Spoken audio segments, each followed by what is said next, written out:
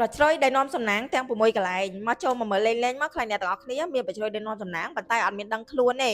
ទីមួយនោះគឺប្រជ្រយនៅលើចិញ្ចើមឬកប់ក្នុងចិញ្ចើមតែម្ដងដែលគេហៅថាប្រជ្រយមានប្រជ្រយប្រាក់លាក់ខ្លួន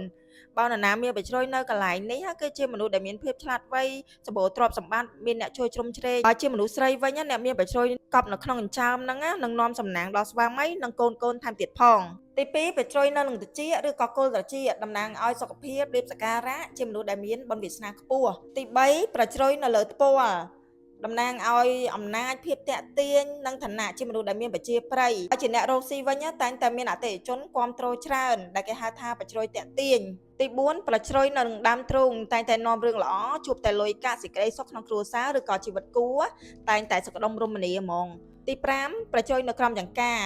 នៅអាយុកាន់តែច្រើនជីវិតកាន់តែមានភាពនឹងណូសម្បូរទ្រព្យសម្បត្តិគេអកទុកយ៉ាងច្រើនដល់ពេលចាស់ទៀតផង6ប្រជ្រយនៅផ្ចិតឬក៏ជុំវិញផ្ចិតជាមនុស្សមានភាពសម្បូរសប្បាយមិនខ្វះខាតការរស់នៅប្រកបដោយលុយកាក់និងសុភមង្គល